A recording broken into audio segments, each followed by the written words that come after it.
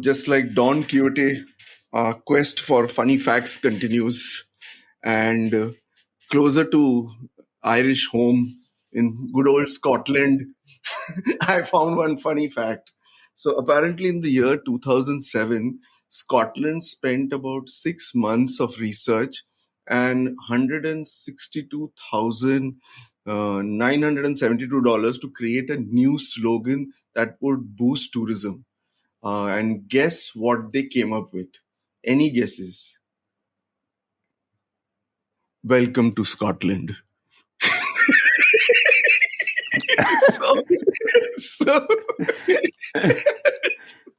so, anyway, all power to I them. wonder I'm who sure. the research agency was and who the ad agency was.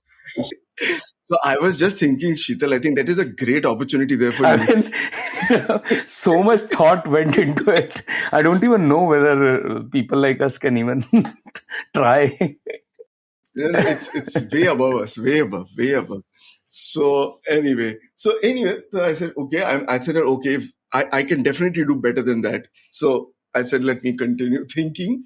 And so, historically or statistically, it seems over a large population size, if you ask people to choose a random number, if you get enough of a sample size, they gravitate towards the number 37, which is completely weird. So, but it seems that people prefer odd numbers, people prefer prime numbers, and if it's a shorter sample, people choose 7 and they choose the color blue. But in a 1 to 100 distribution, they gravitate towards 73, 37. So 37 seems to be a big thing. So I said, okay, chalo, this must be the end of it. But no, there is a whole organization called some 37. They just find things that happen 37 times, okay? There is a whole organization. And so I thought, wow, this is, somebody is even less free or more free than me. So so there is this whole, it's called 37.org, and you would be shocked. So there are 37 holes in the mouthpiece of Wow. a telephone. There are 37 bars in the digits of a digital watch. Then there were 37 extramarital affairs in the series Dallas during the 1980s. Okay, there are all Amex cards start with the number 37. And it just goes on and on like that. William Shakespeare wrote 37 plays. There were 37 concerts in Michael Jackson's Victory Tour in the summer of 1984. And this just so I said, wow, man. I said, this was too much. And I thought it was a definite shareable moment. The beauty of the number 37. Let's go and check if our 37th episode did exceedingly well. That's a good idea. a random, random check. Yes. Okay. And then we'll send it to them saying that we figured that in all the episodes that we've done, our 37th episode did exceedingly well. Just to add to their data. Yes, we must. So from 37, I thought we have not revisited any, our favorite topic, which is crypto and blockchain. So this one is more crypto. You mean your favorite topic? I have declared our favorite topic. Our favorite topic, crypto. So I thought, let me go and check some. Everyone is aware of the disproportionate wealth some people have made in crypto, but this was an interesting one. So there is the youngest cryptocurrency millionaire in the world. His name is Eric Finman. Okay, and what I found strange was that he's I think 19, 20 years old now, and he has 403 bitcoins. Okay.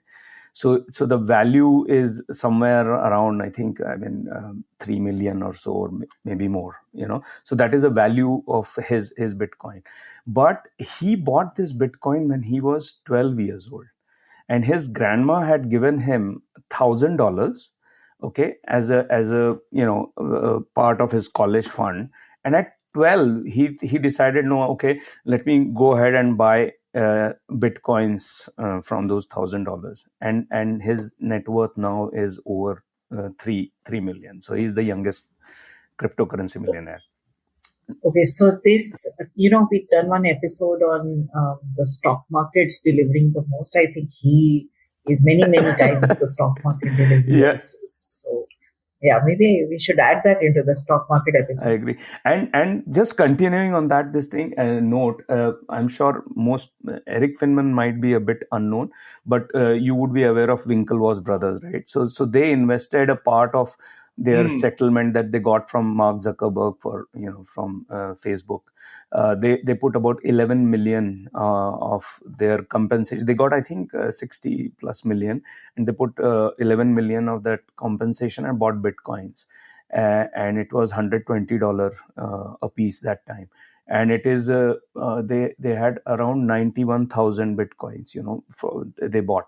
Today it is going at around $650 million dollars. So yeah, big money, bigger gains. But the another interesting fact with this whole, especially Bitcoin and crypto, is that 20% of existing Bitcoin are in wallets that have where owners have no access. Either they are lost or blocked, and that value is over $140 billion. So 20% of Bitcoin, and there are multiple stories of Bitcoin lost. So we'll not go into that. But 140 billion is lost. I want to know what the two of you are doing in unblocks. Why aren't you unboxing these things such that we can get access to it? So I actually found which was the 37th episode. Okay, our 37th episode was the one we did about Guinness and Van Gogh and that immersive experience. Okay, so what I did was I went and found out what is the the correlation between the number 37 and Ireland. So what I found was that the 37th amendment of the Irish Constitution, it actually removes the Constitution's requirement to criminalize publication of utterance of blasphemous material. I don't know if that has got any significance whatsoever with what we are saying. Basically, they figured that after having a couple of Irish beers, there is no way that it will not be blasphemous. So remove it. So better remove it from the law only.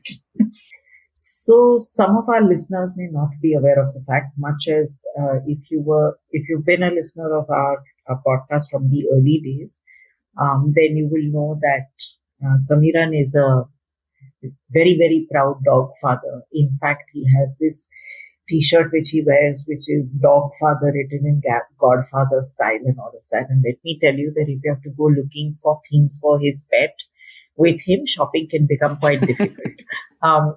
He buys for friends and family faster than he buys for his pet. So, Samiran, here's something, just so that you do not have anxiety if you ever have to leave your pet behind for a couple of days or whatever. So there's this young student, a high school student from one of the schools in California, who designed an ingenious Autobot that it's an automatic dog petter. Okay, so it acts as a human hand for your dog when you can't give the dog the real deal, which is pet your dog and you're not around. And one of her professors actually said that it would never work, because if she gave this automatic dog petter to his dog, then he would chew the hand off. But she and her friends who were doing this research were convinced. So they went to these animal shelters and all of that. And the animal shelter dogs absolutely loved it. So, Mira, just in case you decide that you have to travel and you have separation anxiety, please, I don't know if the reverse should apply. Maybe we should do a dog for humans. As in, your dog will pet humans to say. Is she building is it already a unicorn by any chance? I mean, there is a huge market. No, it isn't. But I believe when I read it, it said that she was planning to get onto Shark. Oh, Shark. With it. But I thought it was a brilliant idea. I'll tell you, but I'll tell you, this is actually like a Western fix. In India, we just throw people at this problem. So if we have to go somewhere, then either we take the dog along, or then we have a very complex duty roster that is created for who is going to come and relieve whom. I know. First world problems. So These are first. Yeah. We just throw people at everything. That's true. We have so many of them to throw. So on that happy note of technology solving problems or people solving problems, that brings us to the end of another one of our shorts. And we hope you had as much fun listening to it as we had recording it. And we hope you stay tuned into both our shorts as well as our long episodes. Our long episodes are quite fascinating because we've recently interviewed Sujit Nair from Vegan Protocol. We've done some other very, very interesting interviews. So stay tuned in and make sure that you listen to everything that we have to say. Bye.